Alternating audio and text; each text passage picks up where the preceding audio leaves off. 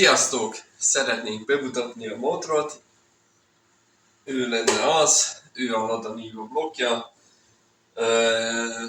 Valószínűleg nem nagyon lepődtetik meg. Volt igen egy olyan ötlet, hogy egy M57-es BMW blokkot fogunk beletenni, illetve az én ötletem volt. Sajnos ezt nem tudnánk olyan gyorsan kivitelezni, és nem is lenne annyira biztonságos dolog egy ilyen hatalmas úton. Miről is lenne szó? Ő egy 2106-os Lada blokk, illetve a motorszám alapján ez egy 2121-es blokk, tehát ne tévesszem még senkit semmi. Ez egy 2106-os 1006-os sima Lada blokk, amit egy elég érdekes módszerrel oldottak még annól az oroszok, hogy használni lehessen a nyugati piacon, tehát úgymond Nyugat-Európában, tehát Németországban, illetve Amerikában, vagyis hát Kanadában. Gyakorlatilag ez egy kanadai piacos motorblokk, ami azt jelenti, hogy volt egy kipufogógáz visszavezető rendszer rajta, egy katalizátor, és mindezt karburátorral oldották meg. Hogyan is néz ki? Ez itt a szívósor. Sajnos nem pucoltam meg, nem volt rá időm. Na most ez majdnem ugyanúgy néz ki, mint egy gyári, sima, normális mezei Lada szívósor, azzal a kivétellel, hogy van itt egy ilyen dolog. Ez a kipufogó leömlőből visszavezeti a kipufogógázt ide. Vannak nagyon apró kis bevágások ezen a kis csővön.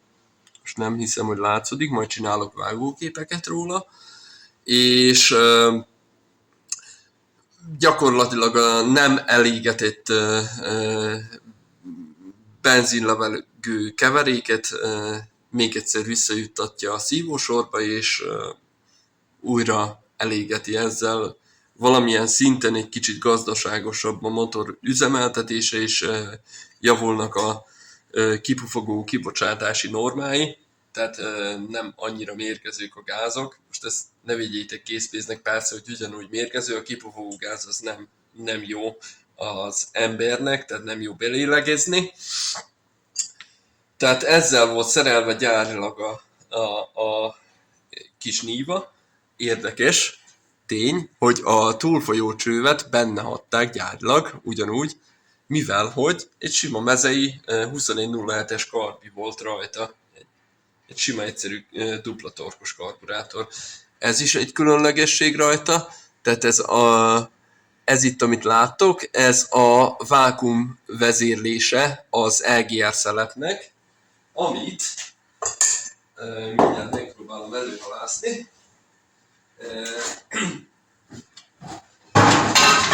Amit rászereltek a kipufogó leömlőre, ami így néz ki, gyakorlatilag egy, ez is csúnya, nem pucoltam meg, egy sima gyári Lada leömlő, amin van egy ilyen gomba, hogy is mutassam, hogy lássátok.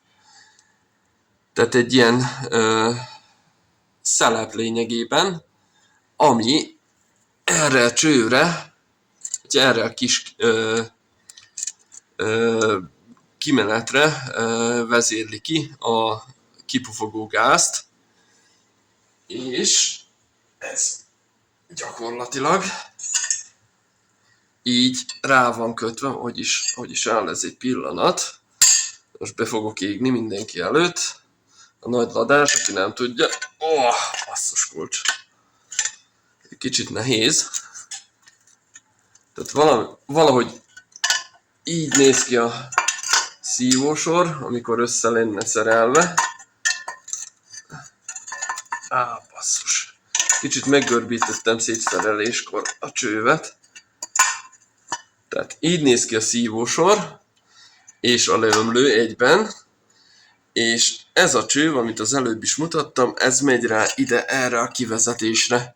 És akkor így lesz idézőjelben gazdaságosabb a motor üzemeltetése, és kevesebb szennyet ont ki a környezetébe. Vagyis hát ez lenne az elképzelés, de viszont az a probléma ezzel az egésszel, hogy ezt a Lada motor annyira nem szereti, főleg nem karburátorral és egy katalizátorral felszerelve. Ennek részben nyomai is vannak a hengerfejen. Ez lenne az ő hengerfeje. És amint látjátok, nagyon kormos az első, a második és a negyedik henger, a harmadik azért nem, amiről szó is lenne ebben a videóban, vizet kapott a motor. Méghozzá azért, mert hát nagyon sokáig egy pajtában állt az autó, és a motor is a pajta szélén, belecsöpögött a víz, a 3-as hengernél nyitva maradt a szívószelep, és telefolyt a harmadik henger vízzel. Mit is jelent ez pontosan? Nagyon sok rostát, vakrostát, tehát a vakrosta ez egy olyan dolog, amit nem lát az embert, azért is nevezik paraszt elnevezéssel, hogy vakrosta, mert ez magában az anyagban van beleívódva, és annyira mélyen, hogy ezt igazából így mérni sem lehet. Most csináltam egy durva mérés magán ezen a harmadik hengeren, viszont most, tehát ez nem teljesen mérvadó, tehát én mértem egy 0,10-es, 0,15-ös árkokat gyakorlatilag itt a furatban. Erről majd fogok csinálni vágóképeket, ezt látni fogjátok a videóban. És ez nagyon mély, tehát itt attól függetlenül, hogy ez egy szovjet-orosz valami, azért egy 0,15-ös vagy egy 0,20-as tűrés az nagyon nagy, tehát az egy ilyen dolog.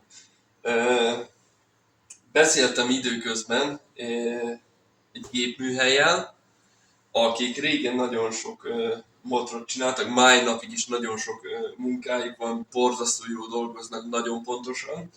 Ők a Puskás műhely Kuláról, Vajdaságból. Nagy valószínűséggel ők fogják megcsinálni ezt a motort. Természetesen András, akivel beszéltem, ő azt mondta, hogy neki is ezt látni kellene először, hogy milyen fizikai állapotban van maga a blokk, illetve a hengerfej, tehát a hengerfej tűrhető, és akkor fogja tudni eldönteni, hogy ebben lehet-e valamilyen szintű javítást eszközölni, illetve tehát javítófuratot csinálni bele. Ez azt jelenti, hogy maximum 80-as átmérőre lehet megfúrni, mert gyárilag 79 a dugattyú átmérő, tehát 79-től 80-ig, vagy újra kell hüvelyeztetni. Na most az orosz tűrési rendszer az egy kicsit más, ezt Magyarországon átvették, a teljes mértékben az orosz javítási rendszert, ami azt jelenti, hogy 79,4, 79,7 és a 80-as dugattyú méret volt a harmadik javító furat gyakorlatilag. Mi egy picit másképp fogjuk ezt átdolgozni, mi a DIN normát fogjuk követni, tehát a Deutsche Industrie, vagyis hát a német ipari normát, ami lényegében a jugoszláv ipari norma teljes mértékben. És meglátjuk, hogy mit lehet ebből kihozni. Nagy a valószínűsége, hogy ez újra lesz hüvelyezve. És akkor vagy maradnak a gyári dugattyúk, vagy új dugattyúk, ezt majd meglátjuk. Ezt teljes mértékben a Puskás műhely fogja eldönteni, tehát ők fogják elvégezni azokat a pontos méréseket, amikkel ez a motor minket tovább fog vinni. Na, hadd mutassam meg a harmadik henger dugattyúját. Így néz ki. Akik már szakavatott szemekkel rendelkeznek, látják, hogy az olajlehúzó gyűrű az hiányzik. Igen, ez azért hiányzik, mert hogy nagy nehezen kivettem bele a forgattyús tengelyt, tehát a főtengelyt, és nem mozdult felfelé a dugattyú, hiába tettem bele akármilyen rozsdaódot, akármit, fékolajjal is próbálkoztam, vízzel, stb. Nem működött. muszáj volt először lefelé leütni a dugattyút, de a konstrukciójából adódóan a 2107-es blokk, vagy a 2106-os blokkban nem tud, tehát egyébként a Lada blokkban nem tud lefelé mozdulni az ő pozíciójától nagyon sokban a dugattyú, mert vannak ott olyan öntési kialakítások, hogy megakad benne a dugattyúnak ez a szoknyája.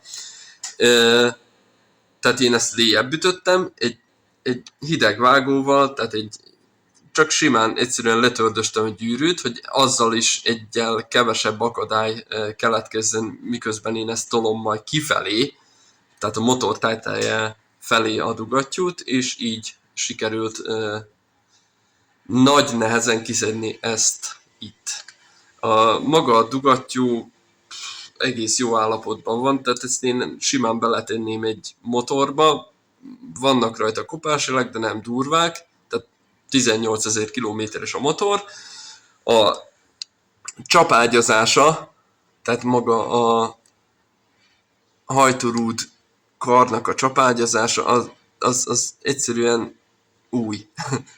Tehát ez a motor nagyjából most járódott volna be, tehát ez sajnos így már nem tudnánk hosszú úton használni.